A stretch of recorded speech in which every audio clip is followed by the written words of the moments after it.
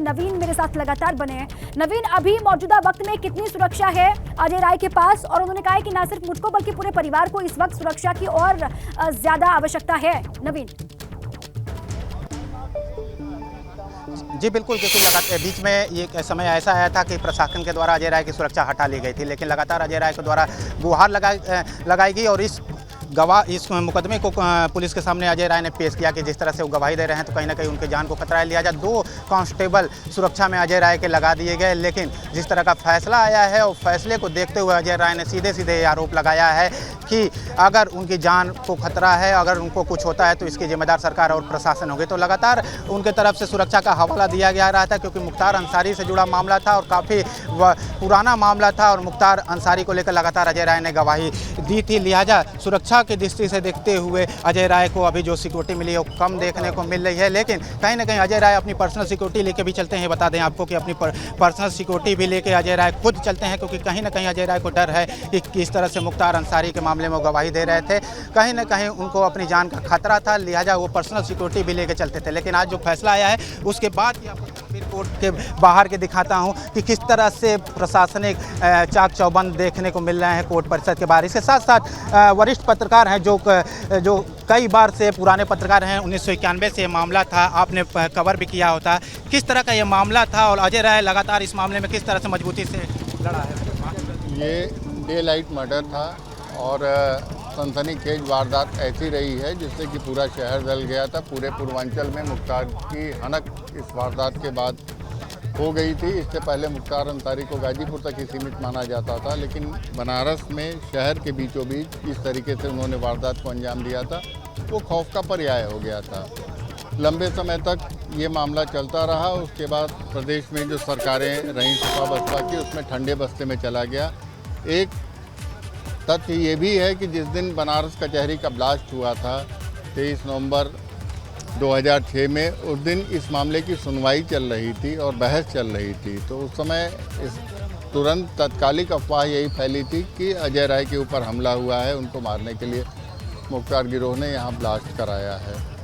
तो लंबे समय से ये मामला चल रहा था। अजय राय पूरे मजबूती के साथ डटे हुए थे और लंबी कानूनी लड़ाई के बाद आज ये फैसले तक कहीं ना कहीं मुख्तार अंसारी जिस तरह से आपराधिक उसका इतिहास रहा है, राजनीतिक सह भी रहा है, तो इस मुकदमे को खत्म करने का भी प्रयास मुख्तार के द्वारा किया जा रहा था। अरे इस मुकदमे की ओरिजिनल पत्रावली तक गायब हो गई थी, उसकी FIR दर्ज है और उसके चलते काफ़ी दिनों तक ये मामला लटका रहा था।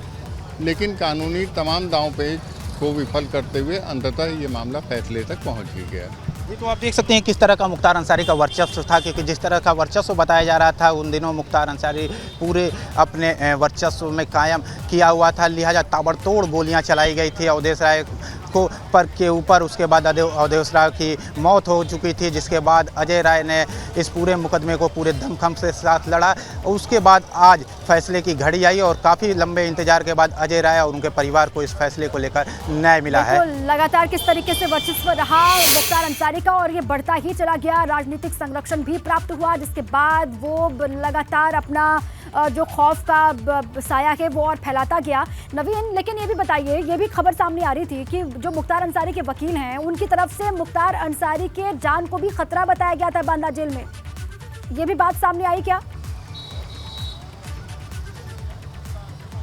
जी बिल्कुल, क्योंकि मुख्तार अंसारी की कई मामलों में मुख्तार अंसारी दोषी हैं और कहीं ना कहीं मुख्तार अंसारी को डर सता रहा है कि उनकी जान को खतरा है। लिहाजा मुख्तार अंसारी किसी भी सुनवाई पर पहुंचने के लिए पहुंच नहीं पा रहे हैं और वीडियो कॉन्फ्रेंसिंग के जरिए ही जुड़ रहे हैं। इसके साथ साथ मुख्तार अंसारी के वकील का साफ कहना था कि कहीं बाधा से लाते वक्त, क्योंकि जिस तरह की घटनाएँ हो रही हैं माफियाओं के खिलाफ, उस घटना को ध्यान में रखते हुए मुख्तार अंसारी के वकील ने डर जज के सामने रखा। लेकिन वीडियो कॉन्फ्रेंसिंग में जब मुख्तार अंसारी जुड़े तो कहीं ना कहीं जब दोषी करार दिए गए और दोषी करार होने के बाद मुख्तार अंसारी जज के सामने गिड़गिड़ाते हुए देखने को मिले, रोते हुए देखने को मिले, अपने उम्र का हवाला दिया, स्वास्थ्य का हवाला दिया, दिखाई दिया वीडियो कॉन्फ्रेंसिंग में। नवीन, आप ये बात बता रहे हैं, जब फैसला सुनाया गया कोर्ट की तरफ से, जब उम्र कैद की सजा का ऐलान हुआ तो गिड़गिड़ाता हुआ दिखाई दिया मुख्तार अंसारी, या बता रहे हैं नवीन। आप रहे हमारे साथ।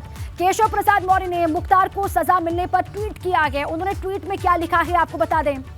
देखिए, कुख्यात अपराधी मुख्तार अंसारी को सजा का स्वागत करता हूं। सजा भाजपा सरकार में ठोस पैरवी का नतीजा है। सपा सरकार जिन्हें संरक्षण देती थी, बिरयानी खिलाती थी, अब उन्हें कानून की ताकत से सजा मिल रही है। ये उत्तर प्रदेश के उप मुख्यमंत्री केशव प्रसाद मौर्य का ट्वीट आपके सामने है। मुख्तार को उम्र कैद की सजा पर ये रिएक्शन, प्रतिक्रिया उनकी तरफ से दी गई है, ट्वीट किया गया है। उन्होंने कहा है कि कुख्यात अपराधी मुख्तार अंसारी को सजा का स्वागत करता हूं और सजा भाजपा सरकार में ठोस पैरवी का नतीजा है। पिछली सरकारें, सपा की सरकार में जिनको संरक्षण मिलता रहा, जिसको संरक्षण दिया गया, बिरयानी खिलाई गई, अब कानून की ताकत से उनको सजा मिल रही है। अब लगातार